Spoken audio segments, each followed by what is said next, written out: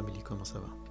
J'espère que ça va. Écoute, moi je suis un peu fatigué, je vais pas te mentir, donc je risque de ne pas avoir énormément d'énergie dans cette vidéo, contrairement à d'habitude. Et pour ne pas changer, ok? C'est pas que j'ai un taux de dopamine plus bas que d'habitude, c'est juste que l'énergie, elle y est pas là à 100%. Pour ceux qui vous suivent sur Instagram, vous voyez, ça charbonne de fou ces temps-ci. On est sur plein de projets, plein de nouvelles choses. Franchement, c'est agréable, ça fait plaisir de voir que on reprend un peu, on a un petit peu le vent en poupe. Donc on va en profiter, ok? Pas mal de choses qui arrivent. Si t'es pas sur Instagram, je t'invite à aller me suivre sur Insta. C'est là que tu vas avoir les nouvelles les plus fraîches, pouvoir échanger, discuter, connaître à l'avance les prochaines vidéos. Tu sais, il y a une phrase qui dit que c'est souvent ceux qui te disent que tu vas trop loin qui ne bougent pas. Alors, je ne sais pas si c'est un adage, je ne sais pas si c'est une vraie phrase d'un philosophe, mais moi, c'est une phrase que j'aime beaucoup. Ceux qui disent que tu vas trop loin sont ceux qui ne bougent pas du tout. Et pourquoi je te dis ça? C'est en lien avec un petit peu le titre et le thème de cette vidéo, qui est que les gens ne te prennent pas au sérieux parce qu'il y a une raison. La raison, elle est simple, mais elle n'est pas forcément évidente pour que tu puisses t'en rendre compte tout de suite. Quand tu te lances dans la vidéo, tu as plein d'espoir, tu as les yeux qui brillent, du nouveau matériel, tu testes des choses. Et après, vient le moment fatidique, où quand tu commences à regarder un peu ce qu'on fait autour de toi et que tu commences à voir qu'il y a des choses que tu n'as pas, en termes de matériel, ou en termes de technique, ou en termes de projet, il y a un petit côté, un petit truc qui rentre qui est que la comparaison. Et j'en ai déjà parlé dans une autre vidéo, donc on ne va pas trop revenir sur le sujet. Mais une fois que la comparaison est rentrée, ça peut déclencher un autre principe, ça peut déclencher un autre état d'âme, tu vois, qui va se mettre en place, qui est le rabaissement. Tu vas commencer à te rabaisser, tu vas commencer à dire, voilà, soit tu n'as pas tel matos, soit tu n'as pas tel projet, soit tu n'as pas tel visuel, soit tu n'as pas telle réputation, on ne t'appelle pas pour tel truc, pourquoi on ne t'a pas appelé, pourquoi on a appelé un tel et pas toi. Voilà, tu te remets énormément en question. Et c'est normal au début. Alors là où c'est dangereux, c'est de rester dedans et de baser toute sa vision future dessus. Et de faire une sorte de projection émotionnelle. Alors, pour ceux qui ont l'habitude, vous savez que j'utilise des termes et un jargon qui m'est propre, parce que c'est ma manière de faire pour comprendre mon environnement. J'adapte mon environnement à mon langage et à mes connaissances. Donc, je ne sais pas si ça existe, mais voilà, j'appelle ça de la projection émotionnelle. Pourquoi je dis projection émotionnelle? C'est que des fois, tu vas envisager une situation future, donc tu vas te projeter dedans, mais tu vas aussi projeter tes émotions. Un exemple, tu viens de faire une vidéo, tu l'envoies au client et tu te dis déjà qu'il ne va pas aimer la vidéo. Donc tu te projettes émotionnellement dans ce futur proche qui n'est pas dans le présent, évidemment, sauf que tu vas ramener l'émotion, l'anxiété et l'angoisse du fait que peut-être que le client ne va pas apprécier dans le présent. Qui veut dire qu'au moment où tu penses que le client ne va pas apprécier, tu ressens les émotions que tu auras si jamais il n'apprécie pas. Alors que dans l'instant, tu devrais déjà garder les émotions de « je suis content d'avoir pu réaliser ». En fait, toutes les émotions qui te mettaient dans du bien-être. Il faut les chérir, il faut les garder. Même si le tournage était difficile, même si le client était difficile, trouve toujours dans tout ce que tu fais, dans tous tes projets, dans toutes tes œuvres, dans toutes tes entreprises, dans tout ce que tu vas mettre en place, trouve toujours ce qui fait ton bien-être, donc le bien et ton être, et accroche-toi à ça. Quoi qu'il en coûte, contre vents et marées, accroche-toi à ça, parce que c'est cette chose-là qui sera ta motivation et qui sera justement ta bouée de secours pour la solution que je vais t'apporter plus tard. En tout cas, le cas que je vais t'apporter plus tard. Du pourquoi les gens ne te prennent pas au sérieux. Qu'est-ce qui se passe? Qu'est-ce qui se passe? Tu balances une photo, une vidéo. Quand c'est toi, personne ne cala. Quand c'est les autres, tout le monde s'enjaille. Toi, tu fais un truc, personne ne cala encore une fois. Je te donne un exemple par rapport à moi, parce que je parle de connaissance de cause et de cause de ce que je connais. Donc, c'est ce qui m'est propre. Ça m'arrive des fois de me dire, mais c'est bizarre. Je fais des photos, je fais des vidéos, je balance ça sur YouTube, Insta, machin et tout ça. Et les réactions que j'ai sont très très très basses. Alors que ces mêmes personnes-là, je les vois réagir à des photos ou des vidéos qui sont de la même qualité ou du même rang que ce que je fais. Donc c'est pas une histoire d'être arrogant, c'est juste des faits. Parce qu'il faut être aussi conscient, je vous ai souvent dit ça aussi, il faut être conscient de ses forces, de ses lacunes, mais il faut aussi en être content, ok? Il faut savoir être fier de ce qu'on est et de ce qu'on fait. Donc je me rends compte que je suis au même level que certains photographes, vidéastes et tout, et que eux ils plébiscitent à mort. Des fois ils m'envoient carrément des reels, des stories. On va mettre un truc au clair. Toi là, arrête de m'envoyer les stories des autres si tu ne partages pas les miens. Je vais le redire encore une fois. D'accord? Moi aussi j'ai Instagram et j'ai un feed et je reçois des notifications et je reçois des suggestions. T'as capté? Voilà. Donc tu vois, t'as ce côté où tu te dis mais pourquoi tu le partages lui et tu ne me partages pas moi? Et en plus, pourquoi tu me partages ce qu'il fait? Du style, ah, regarde ce qu'il fait, c'est trop bien.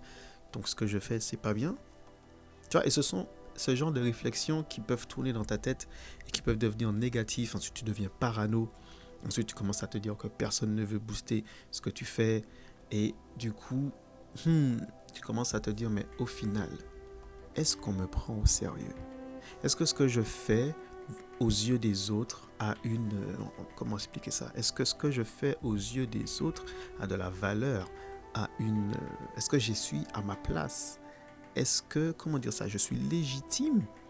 Il y a tout ça qui va se mettre en place. Et ça, si tu restes dedans, downfall, ça va te casser. Et tu sais, parfois, il faut passer par là. Je vais pas te mentir, il faut que tu passes par là. Parce que ça te permet de te remettre en question. Moi, je suis passé par là et je me suis remis en question. Et je me suis posé un truc. Pourquoi les gens ne me prennent pas au sérieux? Pourquoi lui, ils vont mettre en avant son post, sa vidéo, sa photo, son projet et pas le mien? Qu'est-ce qui fait que ce que cette personne-là fait que même dans mon entourage ou autre, partage et pas le mien?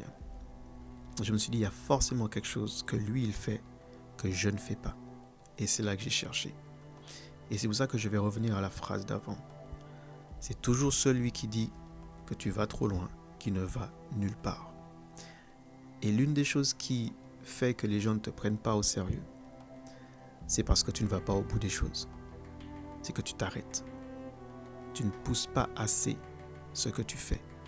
Tu es trop lazy sur ton projet ou sur le résultat.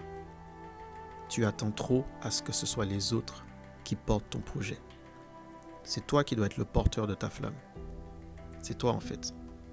Les autres, tout ce qu'ils vont venir faire, c'est prendre leur porte-flamme et venir chercher le feu dans la tienne. Tu ne peux pas attendre à ce que ce soit les autres qui portent ton projet, qui boostent, qui te mettent en avant et tout ça.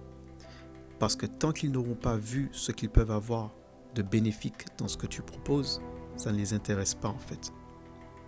Pose-toi la question. Qu'est-ce qui peut être bénéfique pour que cette personne-là partage ma photo ou ma vidéo? Et parfois, le problème dans ce côté artistique qu'on a en tant que vidéaste ou photographe, c'est qu'on pense qu'à ça.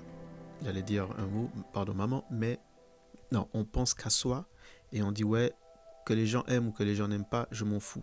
Il faut avoir cette attitude-là, c'est vrai. Mais le partage, il ne faut pas être trop égoïste. Le partage, ça va dans les deux sens. Si tu veux que la personne reçoive ce que tu fais, il faut qu'elle puisse avoir quelque chose de bénéfique dedans. Par exemple, tu fais un gâteau, tu aimes toi le gingembre. Tu kiffes le gingembre, c'est ton truc. Le gingembre et ton citron, tu kiffes. Donc, tu fais un gâteau gingembre-citron. Et tu mets la tonne de gingembre et la tonne de citron parce que tu aimes ça. Et maintenant, une fois que tu as fait ce gâteau-là, tu veux le partager avec les autres. Sauf que tu es le seul à aimer le gingembre et le citron à ce niveau-là. Donc, soit tu dis, je m'en bats les steaks et je ne vends pas mon truc et je le donne jusqu'à ce que je tombe sur des gens que ça intéresse et là, tu vas commencer à vendre uniquement pour eux. Donc, ça peut prendre du temps, ok? Mais à partir de là, tu dois te déconnecter de tous ceux que ça n'intéresse pas de bouffer du gingembre et du citron à ces levels-là. Et tu ne dois pas les tenir pour fautifs si tu ne fais que 3 personnes ou que tu ne fais que 4 ventes. Parce que ça ne plaît pas à tout le monde. Et c'est très compliqué de plaire à tout le monde et que tout le monde trouve son compte dans ce que tu fais qui est très singulier à toi. Donc si tu es dans on va dire dans une niche, mais si tu es dans quelque chose de très précis, c'est normal que ça prenne du temps à ce que les gens s'y habituent et prennent conscience de ce que tu fais. Ensuite, regarde si ce que tu partages, ils peuvent y trouver un bénéfice. Si ce que tu partages, il y a quelque chose qu'ils peuvent en tirer, ben, tu verras que automatiquement les gens, ils partageront, ils en parleront et ils feront le relais. S'ils ne le font pas, et c'est l'une des choses qui fait que aussi ils ne te prennent pas au sérieux, c'est que tu attends trop d'eux. Tu attends trop que eux portent ton projet. Et ils se disent, mais attends, il n'est pas sérieux lui, c'est lui qui s'est mis dans ça, c'est pas à moi de faire sa publicité. Donc, porte tes projets jusqu'au bout. Va jusqu'au bout des choses. Ne t'arrête pas à tout simplement, salut, je veux faire de la photo, nanana et tout, supportez-moi. Non. Tu lances un projet, tu veux finir photographe de mariage, ben, tout simplement, trouve des petits mariages. Quand je dis petits mariages, tu as capté, des mariés qui ne sont pas trop regardants, ils veulent juste des photos du moment, de l'événement, ils ne sont pas trop regardants sur le détail, parce que c'est vrai qu'il y a des mariés qui sont très très regardants sur chaque détail des photos, et propose-leur tes services. En échange de ça, tu utiliseras leur image pour faire ta publicité et compagnie. Et va au bout des choses. Ne sois pas lazy, vas-y à fond. Trop souvent, j'en vois qui disent « Ouais, je vais faire ça, mais j'ai la flemme. » Et ils veulent la rétribution derrière. Ça n'ira pas. Moi, c'est ce qui m'est arrivé. J'ai des idées, j'ai des trucs, je les lance, mais je ne vais pas à fond. Parce qu'arrivé à un moment, quand je vois que personne ne relaie, personne n'en parle, ça n'intéresse personne, je cherche du soutien, j'en ai pas, ça me saoule, je dis je passe à autre chose. Et mon erreur quand j'ai commencé ça, c'est justement de ne pas avoir été au bout des choses. C'est de ne pas avoir cru en ce que moi je proposais. Dans le sens où je sais ce que je propose et de pouvoir de temps en temps nuancer un peu le gingembre et le citron. Ok, je vais vendre un gâteau gingembre citron. Ben, si je vois qu'il y a trop de gingembre, trop de citron et que je veux le partager aux autres, je fais ce qui est pour moi, full gingembre, full citron, mais pour le partager aux autres, je vais diluer un peu. Je vais diminuer sur les doses. Il faut être capable de faire ça. Donc la plupart du temps, la raison pour laquelle les gens ne te prennent pas au sérieux, c'est parce que tu ne vas pas trop loin. Tu t'arrêtes trop souvent dans tes projets et tu ne proposes rien qui soit dans leur bénéfice. Qui veut dire, c'est pas donnant-donnant. Bon, c'était une vidéo que j'avais besoin de faire. Déjà premièrement pour moi. Et voilà, je te la partage. Donc encore une fois, désolé franchement pour le peu de motivation et d'énergie que j'ai. Je suis vraiment, je suis pas au plus bas, mais c'est juste que je me ménage pour les prochains mois qui vont arriver parce qu'ils vont être très, très compliqués et très chauds. Vous le savez, vous l'avez vu sur Who Are You, pas sur Who Are You, sur notre avis de famille. On a un 3e bébé qui arrive. Il y a énormément de choses à faire à la maison et il y a plein de projets à terminer.